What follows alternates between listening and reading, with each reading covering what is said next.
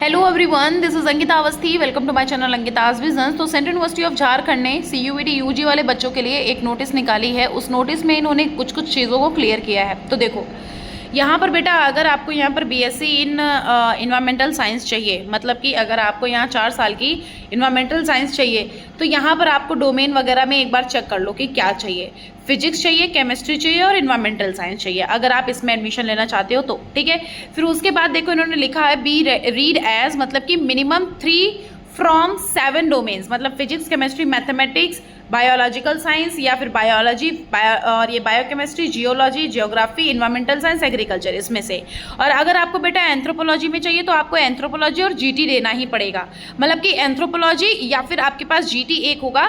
यहाँ पर इन्होंने क्लियर कर रखा है। सो बेसिकली यहाँ पर ये कुछ चीज़ों को अपने दिमाग में क्लियर कर लेना कि ये आपको चीज़ें चाहिए ही चाहिए। इन्होंने ये एक नोटिस क्लियर करी है आप लोगों को। और बच्चे जो आप बोल रहे थे ना कि भैया हमको यहाँ पर कौन से डॉक्यूमेंट लेकर के जाना है, मैम हमको कुछ भी समझ नहीं आ रहा है, तो भैया झारखंड में ये सारे डॉक्यूमेंट्स लगेंगे। इसके बारे में मैं आपको एक बार पहले भी बता चुकी हूँ और एक बार मैं फिर से बता रही हूँ कि central university of Jharkhand offline counselling कराता है। ऑफलाइन काउंसलिंग करने के लिए आपको यहाँ पर जाना पड़ेगा और यहाँ पर आपको ये कैटेगरी सर्टिफिकेट 1 अप्रैल 2025 के बाद का लगाना है।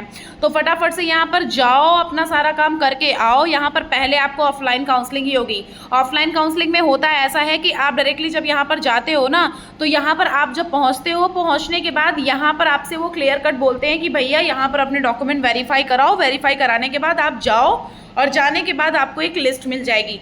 ये जो नोटिस है इसमें इन्होंने बताया है list of document required during online registration. ये ऑनलाइन रजिस्ट्रेशन करते वक्त जो भी यहाँ पर सारे डॉक्यूमेंट लगने थे उसके बारे में बताया है। और ये ऑफलाइन के टाइम पर लगेगा, ये अपने दिमाग में बिल्कुल बात बिठा लेना, ऑफलाइन टाइम पर लगेगा। ठीक है, और यहाँ पर इन्होंने पूरा दिखा रखा है कि भैया रजिस्ट्रेशन आप कब तक कर सकते हो, 26 तक कर सकते हो।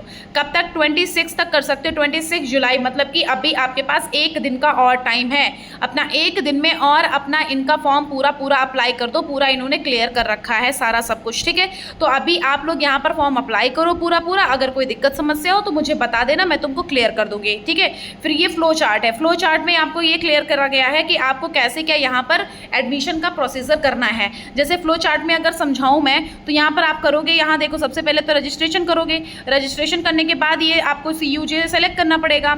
आप यहाँ पर करोगे, उसके बाद समर्थ पोर्टल पर आप चूज करोगे कोर्स। उसके बाद रजिस्ट्रेशन फॉर्म सबमिट करोगे। फिर यहाँ पर काउंसलिंग के लिए अपीयर हो जाओगे। यहाँ लिखा हुआ है appearing for counselling and document verification. आपको पहले डॉक्यूमेंट वेरिफिकेशन कराना है। उसके बाद आपका सीट अलॉटमेंट होगा, मतलब आपको ऑफलाइन काउंसलिंग जाना होगा। फिर सीट अलॉटमेंट होगा तो सीट एक्सेप्ट करोगे। फिर उसके बाद जब आप वहाँ पे ऑफलाइन काउंसलिंग से आ जाओगे ना, तो आपको यहाँ पर एक सीट लिस्ट मिलेगी। उस लिस्ट पे आपको क्या करना है, वो लिस्ट के साथ में आपको आगे प्रोसीड करना है।